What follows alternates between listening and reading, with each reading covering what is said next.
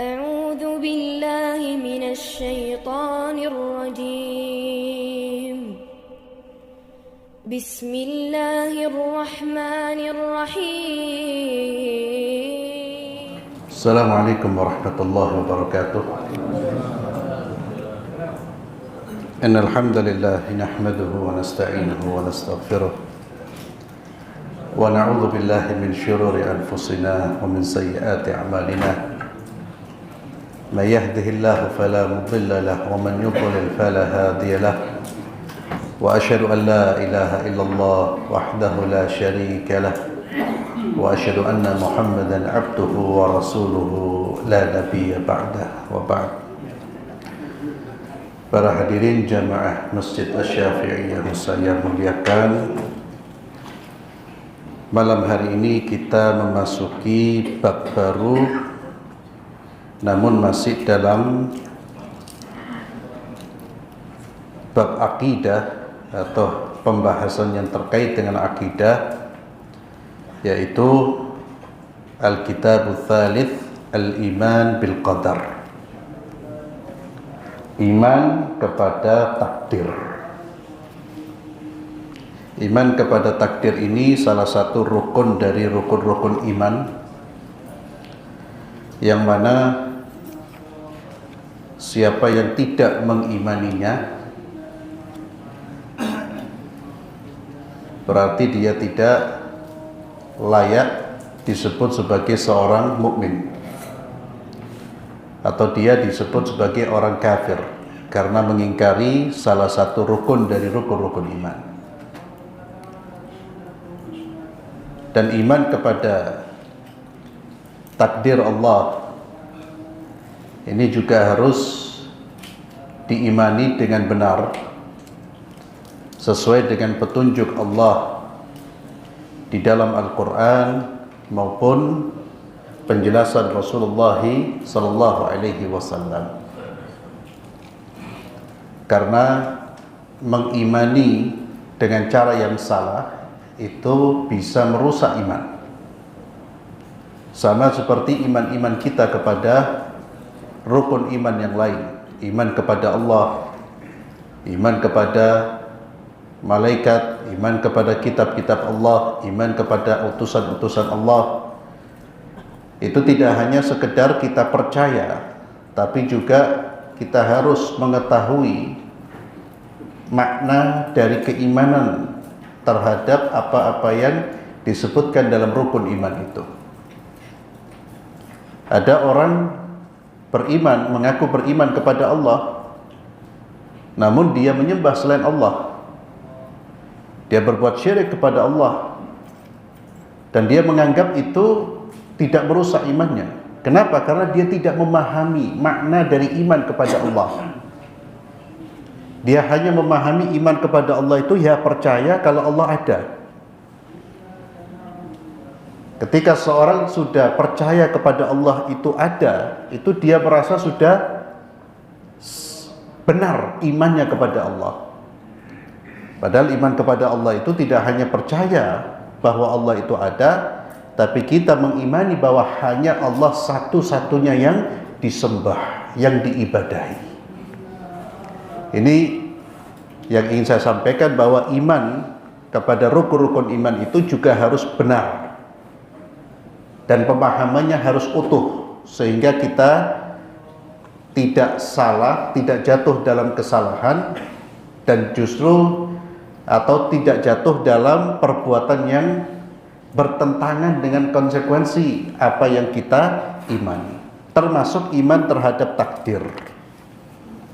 Dan cara iman yang benar terhadap takdir Allah ini adalah dengan cara yang sudah ditulis oleh para ulama ahli sunnah wal jamaah, yaitu dengan istislam wa taslim, berserah diri dan menerima, percaya dan yakin dengan semua apa-apa yang disebutkan di dalam Al-Quran dan juga di dalam hadis-hadis Rasulullah sallallahu alaihi wasallam. Mengimani, mempercayai, berserah diri dan tidak berupaya untuk mencari kebenaran melalui akal dan logika dalam persoalan-persoalan iman. Karena logika dan akal ini tidak akan sampai pada puncak kebenaran yang terkait dengan masalah-masalah yang gaib. Maka jangan pernah mempersoalkan hal-hal yang disebutkan di dalam rukun iman ini dengan logika kita. Loh, kalau begini ya apa? Loh, itu jangan. Tapi imani. Apa yang tertuang kita imani. Karena iman itu sekali lagi pendekatannya adalah dengan keyakinan, bukan dengan logika. Dan kenapa banyak ulama yang mengecam, memberi peringatan keras terhadap ilmu kalam, ilmu filsafat, karena ilmu-ilmu tersebut mendekati hal-hal yang terkait dengan agama, terkait dengan akidah, dengan pendekatan akal, yang melahirkan dari pendekatan tersebut berbagai macam kelompok-kelompok yang menyimpang. Termasuk di dalam soal takdir ini muncul kelompok Qadariyah, Jabariyah, Mu'tazilah. Qadariyah itu yang mengatakan tidak ada takdir. Jadi manusia itu yang menciptakan takdirnya. Tidak ada takdir. Karena kalau dikatakan semua ditakdirkan oleh Allah dan Allah menghukum, berarti Allah zalim, kata Qadariyah. Kenapa? Dari mana mereka sampai membuat kesimpulan itu? Ya, mereka berupaya untuk melogikakan. Padahal jauh-jauh sebelumnya Rasulullah sudah mengingatkan agar tidak melakukan penelitian atau pengkajian lebih dalam terkait dengan masalah iman terhadap takdir ini.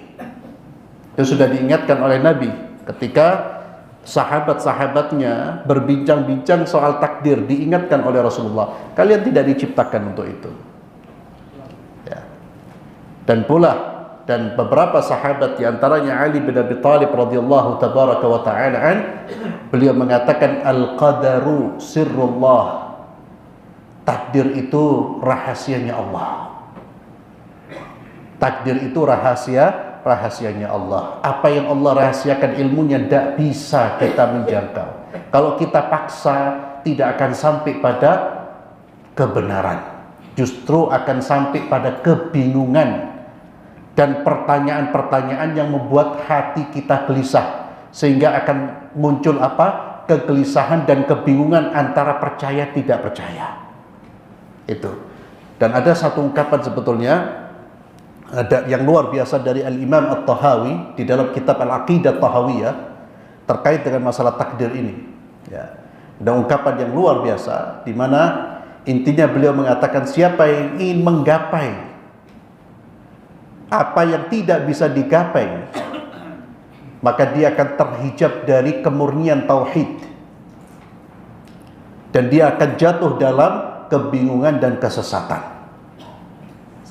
Apa yang tidak bisa digapai? Perkara-perkara gaib. Takdir itu perkara gaib. Itu sekedar mukaddimah. Maka pendekatan kita adalah al-iman. Iman itu apa? Percaya. Ya. Tidak usah terlalu, bukan terlalu, tidak usah ribet dengan otak kita. Tidak perlu banyak tanya. Ya. Al-iman bil qadar, iman terhadap takdir yang baik maupun yang buruk. Kata-kata yang buruk ini jika dinisbahkan kepada pandangan manusia. Semua yang berasal dari Allah itu tidak ada yang buruk. Ketika masih dalam takdir keputusan Allah, belum terjelma, belum dilakukan oleh manusia, semuanya baik. Jadi kata-kata takdir baik dan buruk itu dalam perspektif manusia. Apa yang dilihat oleh manusia, yang dilihat oleh kita, yang dirasakan oleh kita, ada yang enak, ada yang tidak enak. Sakit itu tidak enak, itu yang dirasa oleh manusia. Tapi apakah takdir sakit itu buruk? Tidak. Allah tidak menciptakan penyakit untuk kita demi keburukan kita, tidak. Demi kebaikan kita. Itu yang harus disadari. Bahkan musibah-musibah tidak ada keburukan. Kalau seorang betul-betul mau meyakini apa yang dijanjikan oleh Allah, tidak ada keburukan. Musibah diganti surga, apa buruknya? Cobaan diganti surga, apa buruknya? Kenapa orang berpandangan buruk? Karena dia belum mengenal Allah, dia tidak mengenal hakikat cobaan tersebut, dan seterusnya. Al-iman bil qadar khairi wa syarri ini berulang disebutkan oleh Allah di dalam Al-Quran dan juga di dalam sunnah Rasulullah SAW. Di antaranya di dalam Al-Quran, di dalam surat Al-Qamar ayat 49, A'udzu billahi minasyaitonir rajim, inna kulla syai'in khalaqnahu biqadar. Surat Al-Qamar ayat 49. Sesungguhnya segala sesuatu tanpa kecuali, kulla syai'in khalaqnahu biqadar, kami ciptakan menurut ukuran. Sudah ada ukurannya, sudah ada takdirnya, segala sesuatu tanpa kecuali. Dan disebutkan oleh Al-Hafidz Ibnu Katsir rahimahullah di dalam tafsirnya, ayat ini turun di antaranya sebagai bantahan kepada orang-orang yang kata Nabi akan datang, yang mana mereka akan mengingkari takdir. Yukadzibuna bil qadar. Kelompok pengingkar takdir ini belum ada di zaman Nabi. Muncul di zaman setelah Rasulullah SAW wafat. Ketika itu Abdullah bin Umar mendengar ada orang-orang yang mengingkari takdir. Mereka mengatakan tidak ada takdir. Kata Abdullah bin Umar, sampaikan kepada mereka bahwa Abdullah bin Umar berlepas diri dari mereka, dan mereka tidak disebut mukmin sampai mereka beriman kepada takdir. Jadi munculnya setelah Rasulullah SAW meninggal dunia, inna kulla syai'in khalaqnahu biqadar. Ayat ini juga sama seperti Allah firmankan di dalam surah Al-Furqan ayat kedua, wa khalaqa kulla syai'in faqaddarahu taqdira. Wa khalaqa kulla syai', dan Allah yang menciptakan segala sesuatu, faqaddarahu, dan Allah Subhanahu wa taala menetapkan ukuran-ukurannya dengan tetap. Sudah ditetapkan oleh Allah, tidak meleset dari apa yang Allah tetapkan. Dan semua ketetapan Allah itu terukur. Saat ini saya duduk di sini, antum duduk di sini, ditakdirkan apa enggak? Ditakdirkan oleh Allah.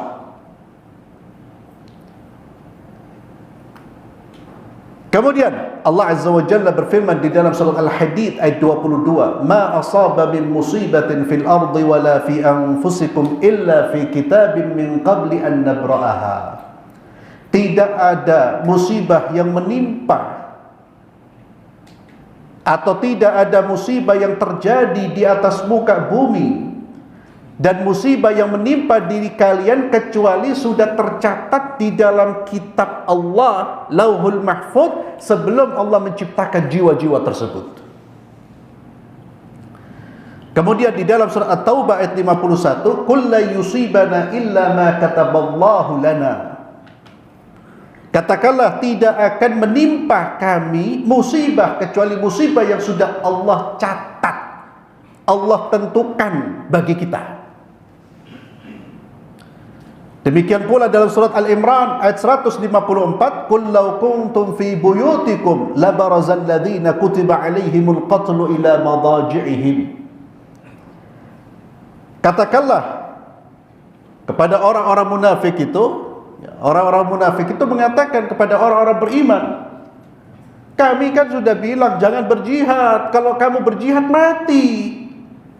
Kami lihat kami selamat. Bangga dengan keselamatan mereka. Mereka mengejek orang-orang yang mati di medan perang. Loh ini loh, kami sudah bilang jangan perang.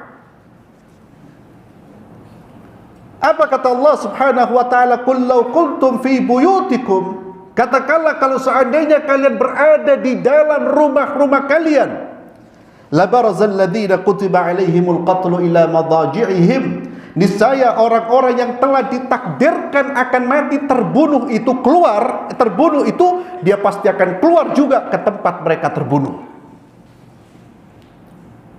Tidak akan meleset. Meninggalkan jihad tidak memperpanjang usia.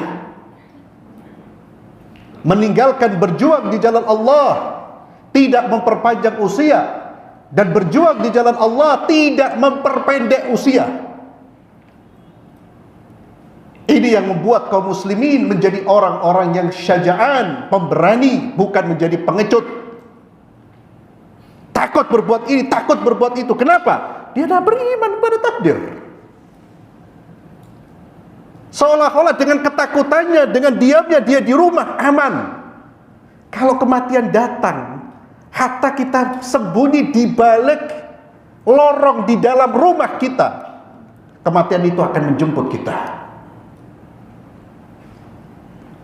Dan keimanan kepada takdir ini, ikhwani fillah, yang membuat orang-orang beriman itu betul-betul melangkah dengan penuh keberanian, menjadi prajurit-prajurit Allah, menjadi pejuang-pejuang yang menegakkan agama Allah. Mereka tidak khawatir, mereka tidak takut. Yang membuat kita mati atau hidup bukan jihad, Allah sudah tentukan. Kita ini hanya melakukan apa yang diperintahkan oleh Allah. Tidak perlu ngurus mati apa tidak. Mati itu sudah ditakdirkan sudah. Makanya salah satu buah dari keimanan kepada takdir itu ada asy-syaja'ah, keberanian. Tapi keberanian yang sejalan dengan tuntunan syariat, bukan keberanian yang ngawur, bukan. Mati tidaknya itu Allah sudah tentukan. Kita hanya disuruh untuk melakukan perbuatan-perbuatan yang diperintahkan oleh Allah. Dan di antara keimanan kita kepada takdir, buah manisnya adalah as-sabr war ridha. Sabar dan ridha. Orang kalau punya sifat sabar dan ridha, hidupnya paling tenang. Ridha terhadap keputusan Allah. Ketika dia mendapatkan musibah, dia mengatakan, "Qul la yusibana illa ma kataballahu lana huwa maulana." Ini musibah yang sudah Allah tentukan dan Allah pelindung kita. Allah tidak berbuat zalim ketika menurunkan musibah ini. Allah penolong saya, bagaimana berbuat zalim manusia? Kenapa manusia kemudian muncul kemarahan? Karena dia tidak mengenal Allah. Dia belum beriman. Dan itulah pentingnya ma'asyiral muslimin, kita ini berulang-ulang membaca Al-Quran dan menghayati Al-Quran. Karena di antara ayat-ayat Allah mengingatkan kita tentang masalah ini. Karena mohon maaf, sebagian orang, Pak, ada orang baik orangnya, Pak.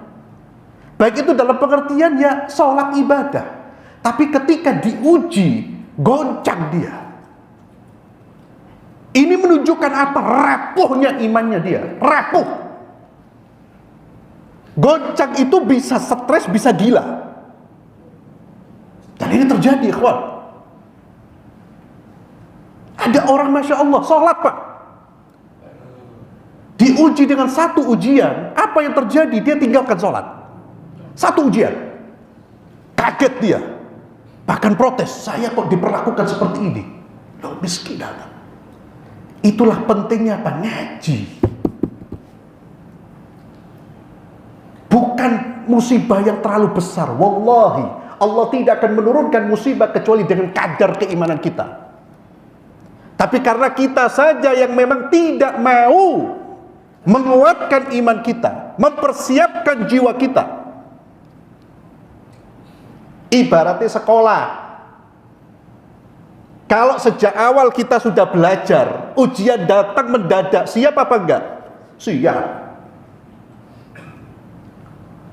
Tapi kalau sekolahnya enggak tahu belajar, datang ke sekolah tidur, pulang ke rumah main game, tiba-tiba datang ujian, bisa ngadepi ujian itu? Tidak bisa. Siapa yang salah? Ujiannya atau dianya? Dianya. Jangan nyalakan ujian. Loh, ujiannya kok gini? Iki guru boleh iki. Gak ngomong-ngomong ujian. Loh, inti sejak awal sekolah itu buat apa? Buat ketemu sohib majelis. Kalau mau majelis jangan sekolah, sana bapakmu, Pak. Bayar duit akeh. Majelis di mana? Di pinggir rempong.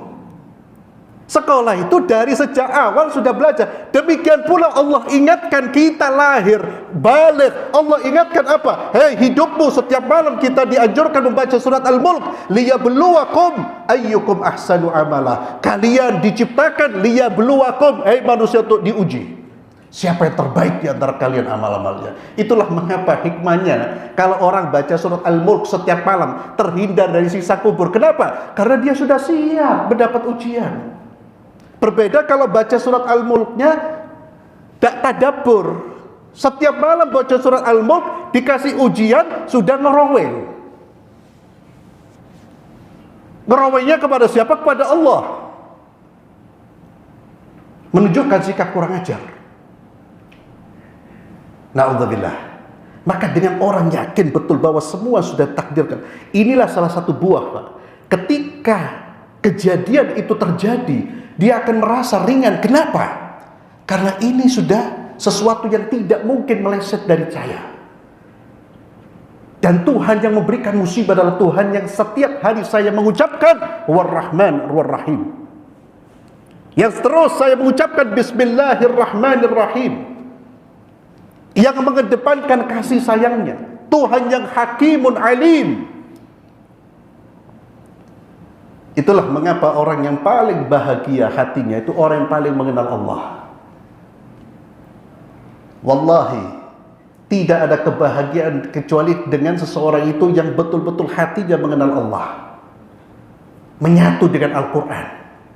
Anda punya anak, Pak, kalau hatinya menyatu dengan Al-Quran, tunduk kepada Al-Quran, inti lepas di mana dia menjadi orang bahagia. Tapi kalau hatinya kering dari Al-Quran, pegang fulus, kena goncangan sedikit, mewek. Ya, sampai sekarang ini disebut generasi apa? Stroberi. Rapuhnya pemuda-pemudi kita. Kenapa? Tidak ada keimanan. Ya mohon maaf, orang tuanya terlalu sibuk, ya, terlalu sibuk mendorong anaknya menjadi orang-orang hebat dalam pandangan manusia, bukan hebat dalam pandangan Allah. Hebat dalam pandangan manusia itu apa? Tajir, pejabat, itu yang dia persiapkan. Gak tahu anaknya ini rapuh, kosong, imannya kosong. Itu anak dilepas, hatta di dalam istana hatinya gelisah. Karena dia tidak punya pegangan. Salah satu pegangan yang kuat adalah al-iman bil qadar. Qul la yusibana illa ma kataballahu lana. Kemudian dari Jabir bin Abdullah radhiyallahu anhu, beliau berkata, bersabda Rasulullah sallallahu alaihi wasallam, la yu'minu 'abdun hatta yu'mina bil qadari khairihi wa syarrihi. Tidak beriman seorang hamba sampai dia mengimani takdir Allah, baik atau yang tidak baik, dalam pengertian manusia.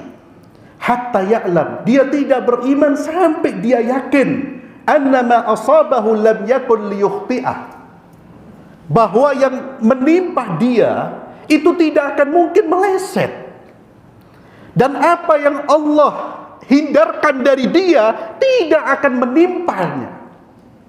Dia yakin itu. Maka ketika seseorang sudah tertimpa sesuatu, khalas, apa yang dia ucapkan? Qadarallah wa ma syaa fa'al. Ini takdirnya Allah. Berarti ini memang sudah tidak bisa meleset dari hidup saya. Dan ingat ikhwani fillah, takdir bisa kita rubah. Bukan kita yang berubah, Allah yang berubah. Dengan apa? Doa. Tapi kalau kita berdoa dan itulah Allah tetap putuskan, berarti itu sudah itu yang Allah putuskan. Allah akan berikan doa kita dengan pemberian yang lain. Karena doa itu tidak mungkin tidak dikabulkan. Doa yang benar dan dipanjatkan oleh orang yang bersih dari barang haram tidak mungkin tidak dikabulkan. Jadi jangan pernah mengatakan doa saya tidak terkabul. Dan itu perkataan yang berbahaya. Doa tidak mungkin tidak dikabulkan. Tidak dikabulkan hanya terjadi dari atau karena faktor di dalam diri kita. Allah sudah mengingatkan, Nabi sudah mengingatkan, doa tidak terkabul karena makan haram. Kita berpakaian haram. Pokoknya barang haram masih melekat di dalam diri kita atau di dalam perut kita. Itu menutup pintu terkabulnya doa, ditutup oleh Allah. Hatta kita sholat, rukuk, sujud, bangun-bangun minta sama Allah, ada sesuap barang haram masuk dalam mulut kita, Allah tidak akan kabulkan. Maka hati-hati ikhwan. Barang haram itu, sesuatu yang haram masuk ke dalam mulut kita itu bisa dari apa? Dari bisnis yang apa? Bisnis yang tidak jujur. Hati-hati. Jangan karena mau cari fulus, wallah terus, ya. Kedzib lagi. Kedapat fulus, jadi barang, kita makan, hatta doa sampai tangan kita kesel, lidah kita keluh, Allah tidak akan kabulkan. Tapi kalau kita bersih dari barang haram, pasti dikabulkan oleh Allah. Pasti dikabulkan Allah. Karena Allah berjanji, ud'uni astajib lakum. Dan ingat, dikabulkan Allah sesuai dengan cara Allah mengabulkan doa tersebut. Bukan sesuai dengan keinginan kita. Bisa jadi yang kita minta tidak baik buat diri kita. Allah lebih tahu. Makanya kalau kita minta sesuatu tidak terwujud, yakinilah Allah sudah mengganti dengan yang lain atau Allah simpan di akhirat.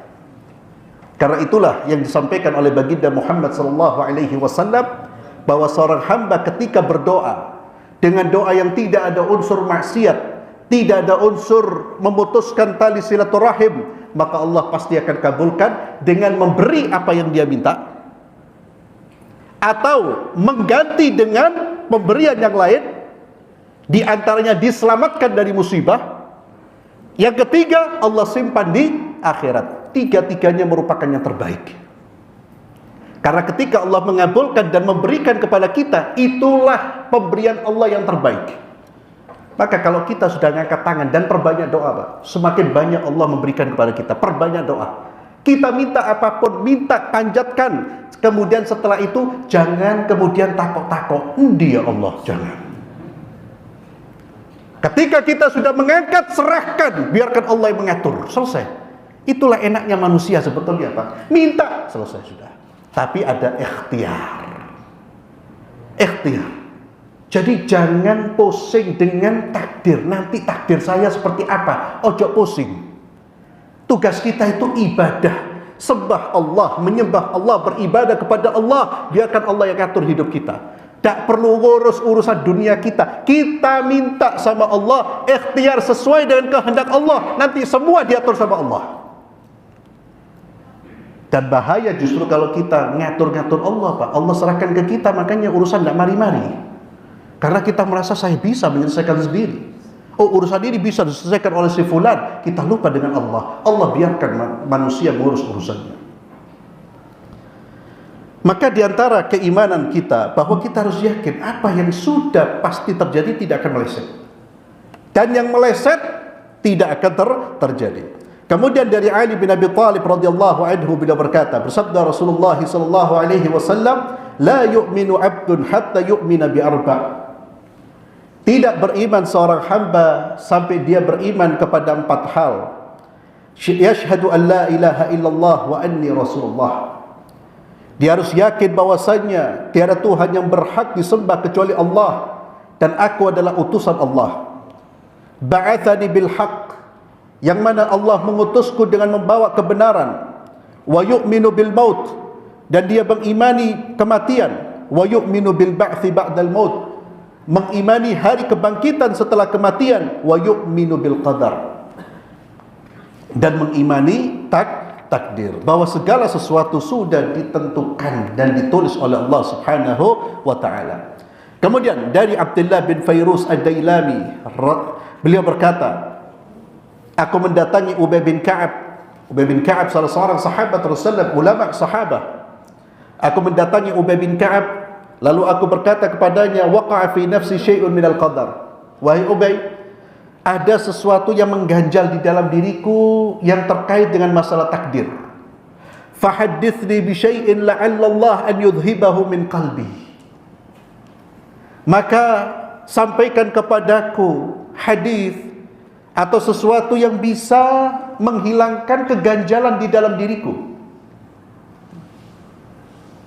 Minta nasihat, saya ada keganjalan dalam urusan takdir ini. Sampaikan hadis yang terkait dengan masalah takdir yang saya ini bisa menghilangkan keganjalan itu di dalam diriku. Faqal law anna Allah, apa jawabannya Ubay bin Ka'ab? Seandainya Allah Subhanahu wa taala menyiksa penduduk langit dan penduduk bumi, menyiksa mereka semua, Allah tidak zalim kepada mereka. Kalau seandainya Allah merahmati mereka, maka rahmat Allah itu lebih baik daripada amal-amal mereka. Seandainya engkau menginfakkan sebesar gunung Uhud, menginfakkan emas sebesar gunung Uhud fi sabilillah, Allah tidak akan menerimanya darimu sampai engkau beriman kepada takdir, sampai engkau meyakini apa yang menimpamu tidak akan meleset darimu, dan apa yang meleset darimu tidak akan menimpamu. Kalau seandainya engkau mati tidak membawa akidah ini, engkau akan masuk ke dalam api neraka. Antum lihat jawabannya Ubay bin Ka'ab, tidak bertele-tele, Pak. Tidak kemudian bicara gini loh ya, menurut logika. Coba antum pikirkan. Didoktrin, kamu harus yakin semua perbuatannya Allah adil, rahmat. Apa yang Allah tentukan tidak akan meleset darimu. Ini cara yang benar. Karena kalau antum bicara kemudian ingin menyentuh logikanya, Pak, tidak akan selesai. Orang itu akan terus bertanya. Akhirnya seperti kata Imam Tahawi, apa yang terjadi antara mengimani atau tidak? Karena syaitan itu tahu salah satu yang bisa menggugurkan keislaman seseorang adalah ketika dia ragu terhadap apa yang harus diimani, termasuk masalah takdir. Itulah mengapa kita tidak boleh kemudian an-nadharu wa tafkir wal fikr wal nadhar. Muncul, loh kok gini ya? Astagfirullah. Amanna billah, kami beriman pada Allah. Ini sudah ditakdirkan oleh Allah, dan inilah ujian buat saya. Ini yang terbaik bagi saya. Ada muncul bisikan, loh kalau sudah ditakdirkan, buat apa beramal? Astagfirullah. Allah perintahkan saya beramal. Takdir bukan urusan saya. Saya mengimani. Syaitan itu terus akan membisikkan. Lah terkadang syaitan itu masuk dari lisannya manusia. Makanya Imam Malik rahimahullah Imam Malik rahimahullah ketika beliau berada di masjid mengajarkan akidah, mengajarkan hadis, tiba-tiba muncul hamba Allah mempertanyakan istiwanya Allah. Ya Imam, Ar-Rahmanu 'alal arsy istawa, kaifa istawa? Allah itu beristiwa. Allah sebutkan ada 7 ayat Allah beristiwa di atas arsy. Dan para sahabat Rasulullah, para salafus saleh, tidak ada satu pun yang mengotak-atik ayat ini atau mengatakan istiwa, istaulah, tidak ada. Munculnya pendapat itu ketika muncul ahlul kalam. Silakan dibaca di dalam buku-buku salaf. Silakan dibaca. Itu mulai muncul generasi tahun 300-an, 400-an ketika ilmu kalam masuk, mulai, oh istiwa itu bukan gini, maksudnya gini. Itu dari mereka. Kenapa? Kejadian pada zaman Imam Malik. Imam Malik ditanya seperti itu, berkeringat, Pak. Karena ini pertanyaan yang tidak pernah ditanyakan oleh siapapun. Karena mereka mengagungkan Allah, mengimani sudah. Apa yang Allah sebutkan? Ar-Rahman istawa ala wartafa, khalas. Dan di otak-atik tidak masuk ke dalam. Ini menyangkut Allah. Pertanyaan yang baru. Imam Malik rahimahullah kemudian diam, lalu dia menundukkan kepalanya, Pak, sampai dikatakan bercurah keringat, Pak. Kemudian dia mengangkat kepalanya lalu memberikan jawaban yang menjadi kaidah dalam memahami akidah. Al-istiwa'u ma'lum. Istiwa, Allah beristiwa itu maklum, sudah diketahui, ayat Allah jelas. Ar-Rahmanu 'alal arsy istawa. Wal kaifu majhul. Kaifiyahnya, caranya, bagaimana Allah beristiwa majhul, tidak diketahui karena Allah tidak memberikan informasi. Wal imanu bihi wajib. Iman bahwa Allah beristiwa itu wajib. Kenapa? Karena Allah Azza wa Jalla yang menyampaikan tentang dirinya Ar-Rahmanu 'alal arsy istawa. Was-su'alu anhu bid'ah.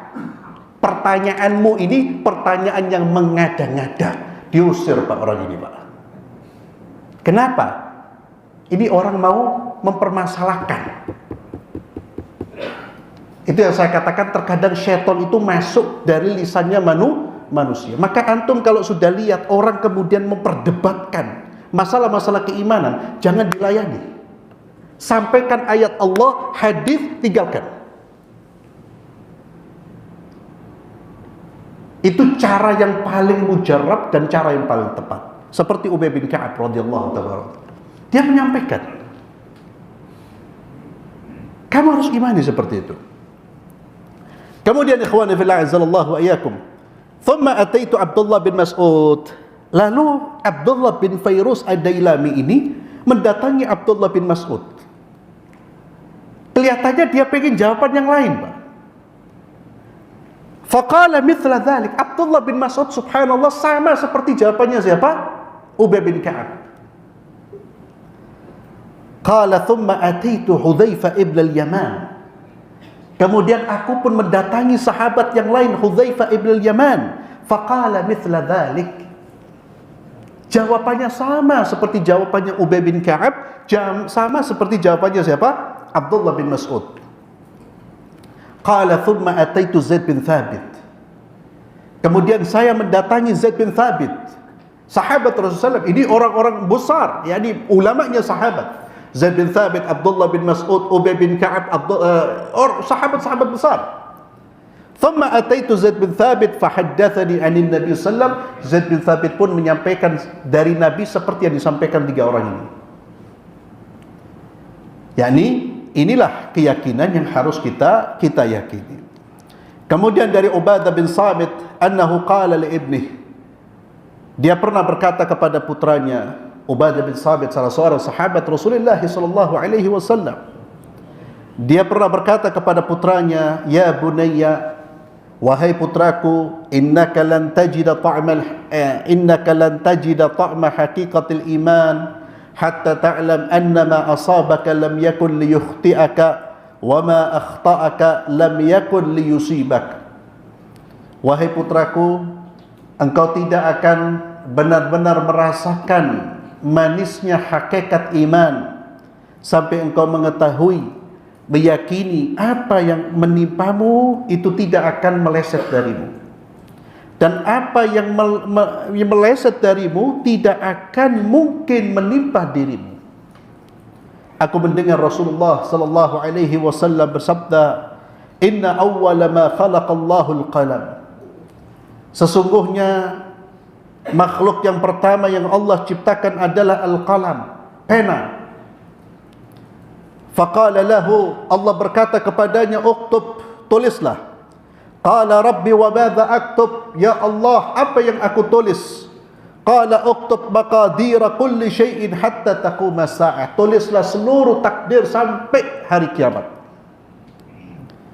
Kemudian kata Ubadah bin Samit, "Ya bunayya, inni sami'tu Rasulullah sallallahu alaihi wasallam yaqul."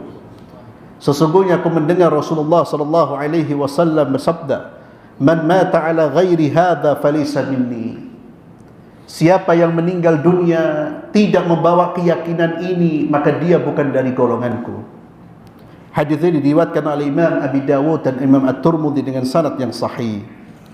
Ikhwani fillah, azallahu wa iyyakum. Demikianlah para salafus salih, para sahabat Rasulullah sallallahu alaihi wasallam.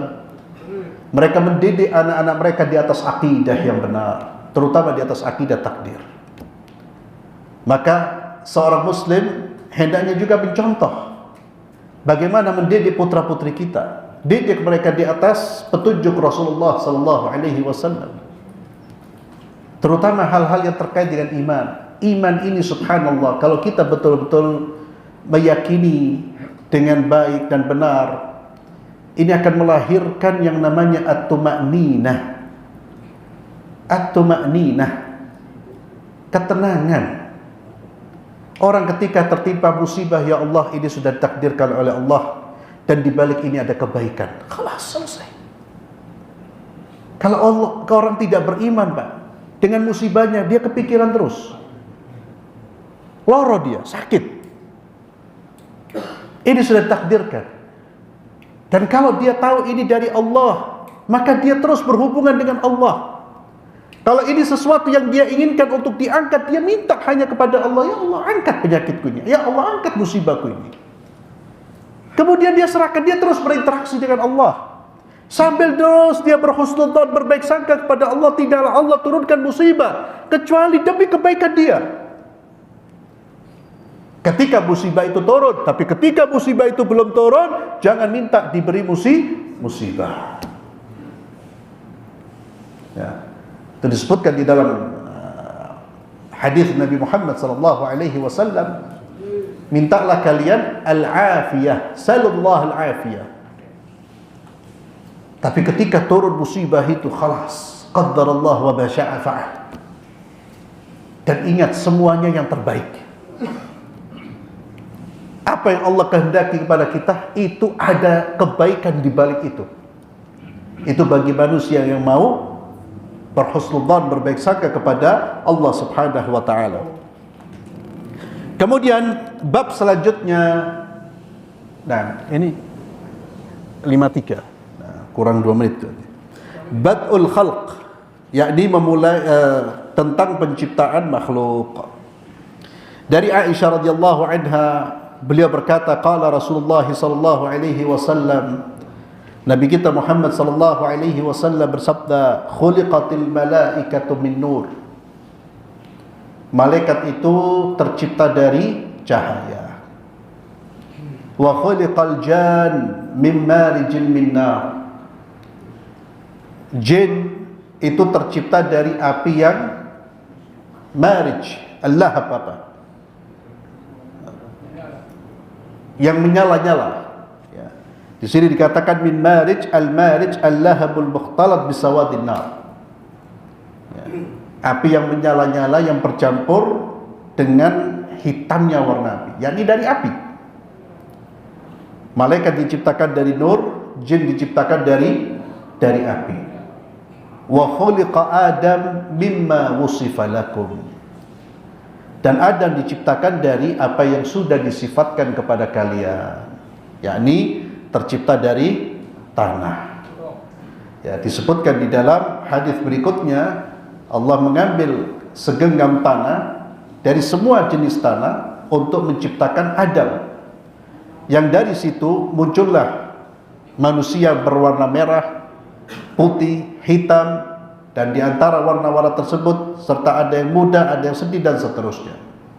Ini bagaimana Allah Azza wa Jalla menciptakan manusia, dan ini bagian dari akidah, menciptakan makhluk. Apa yang Allah katakan Allah menciptakan dari ini, ya kita imani.